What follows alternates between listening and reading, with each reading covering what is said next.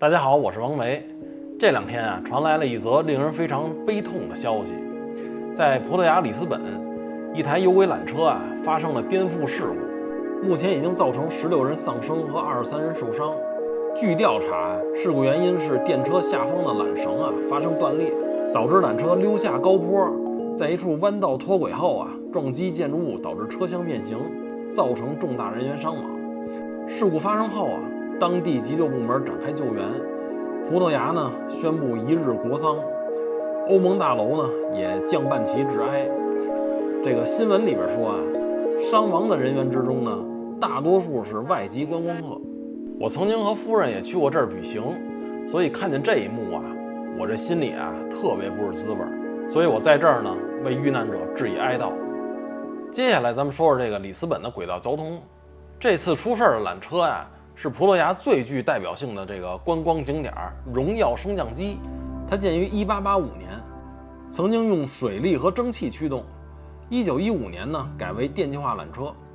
您看它虽然叫缆车，但它跟公园里那种架空的缆车啊不是一回事儿，它看起来更像火车或者有轨电车，也是使用轮轨的方式。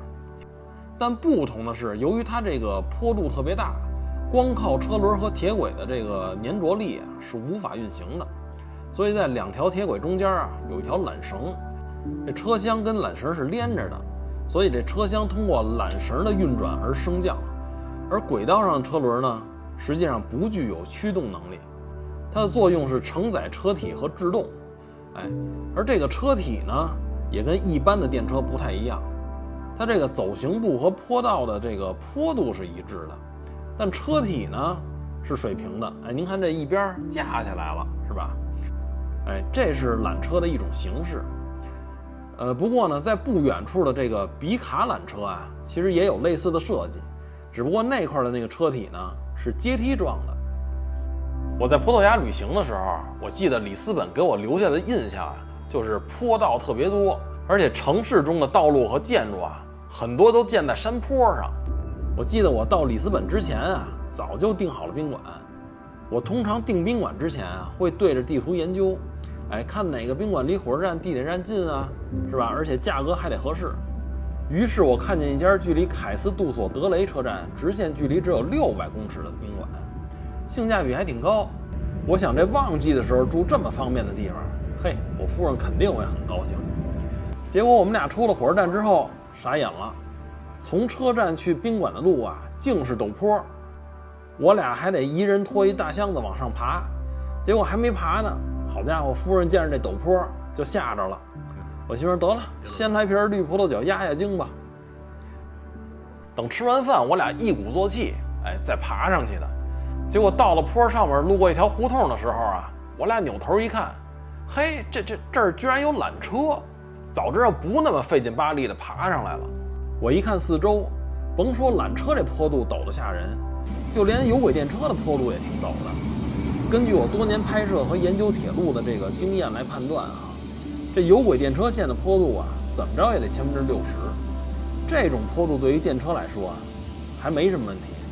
但这缆车的坡度，这不得100%啊！这看着快跟台阶没什么区别了。第二天我又回到比卡缆车这儿，我发现很多游客都挺喜欢它的，但还得等10多分钟才发车呢。所以我当时只给这个比卡摄像机拍了一些照片，就上别地儿玩去了。实际上我在英国也坐过类似的缆车，它是1 by 1的，上下各一台缆车。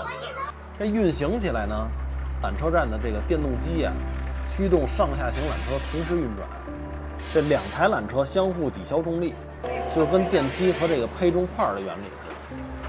这缆车在线路中部会车之后呢，慢慢抵达各自的终点站。实际上早先重庆也有这种缆车，更著名一些的呢，比如说旧金山也有类似的缆车。不过旧金山的那个缆车啊，就不是这么1 by 1了，它的这个运营系统啊更庞大一些。我当时在里斯本的时候就思考一个问题，这种缆车安全吗？这要是制动失灵了怎么办呀？其实之前咱们在我的京张铁路穿越关沟的这个视频里边就聊过，当年詹天佑先生在区间里设置了不少保险道岔，也就是避难线。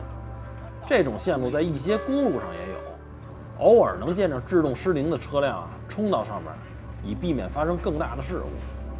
但这个缆车就几百公尺的距离，这欧洲老城里边的路又窄，两边又都是建筑，几乎没地方修避难线。再者说，这么陡的线路，即便修了避难线，得修多长才能让这缆车避险啊？是吧？再有一点，这种缆车通常这个运行的时候都比较慢，而且它又是走在街巷里边的，速度更快不了。您比如说这回出事的荣耀升降机，它的运行距离呢，实际上不长，就275公尺，它爬升的海拔呢是44公尺。这段路听着好像没多远，是吧？高度也不是太高，不就10来层楼嘛，是吧？但它确实非常陡，平均坡度得达到1/170了，好家伙！而且这100多年前的缆车呢，得运行3分多钟。嘿，您看这可比电梯慢多了啊！您想想，您要是回家上楼上到10多层，最多也就1分钟，是吧？1分钟，这可能还得，其中还得8层是几层上下个人哈。而且这荣耀升降机的线路它不是直的，它有曲线，它这个弯道呢，曲线半径非常小，就这么小的弯道，对于同是轨道交通的铁路来说都不敢想象。所以呢，当这个荣耀升降机溜山放羊失控的时候，在半径这么小的弯道上肯定会脱轨。我看新闻报道说这台缆车呢，实际上有紧急制动，但不知道为什么没能刹住车，而且正常情况下应该是上下2台车一上一下联动运行的。但据下方缆车的乘客说底下的这个缆车刚启动就失控撞到后边的尽头上了。所以我判断肯定是缆绳折了。这个底下这车呢，它刚一起步，啪就折了，所以它撞土挡了，撞这尽头线了。然后呢，上边这车同时也失控了，这一溜下来得。我查了一下资料，这荣耀升降机和刚才提到的比卡升降机以及里斯本的有轨电车，都早就已经是葡萄牙的国家古迹了。这些个遗产线路呢，很老很珍贵，但它确实也存在了一定的安全风险，毕竟它年头长了嘛，是吧？其实您看现在美国运行的大量遗产铁路蒸汽机车也面临这个问题，所以美国这边呢就设置了一个15年检的规则，也就是说，如果一台运行了15年的老蒸汽机车的状态达不到15年检的这个指标的话呢，那就该下线下线。比如IOA的 IAIS 那2台前进型蒸汽机车就是这种情况。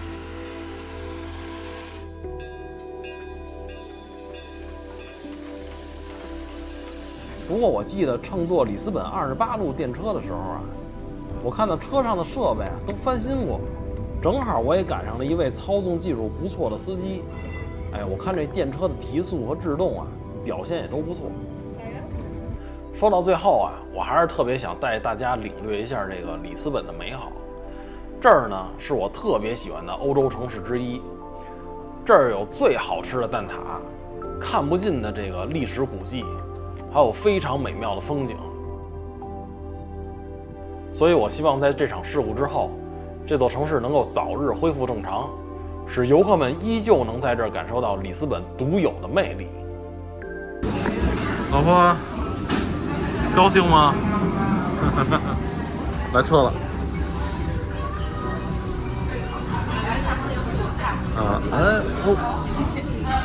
Please. No problem. This is mine. 这是我家老公。这是你的。哇，你看我点吃完啦。上得去吗？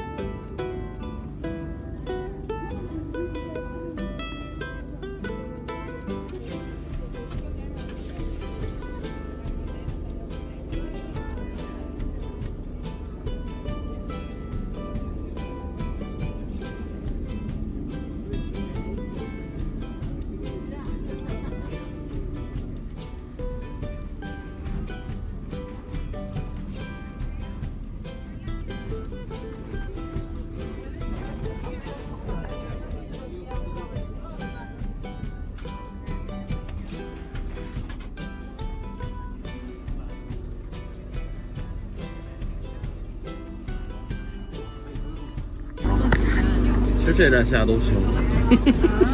啊，就是带你坐一下。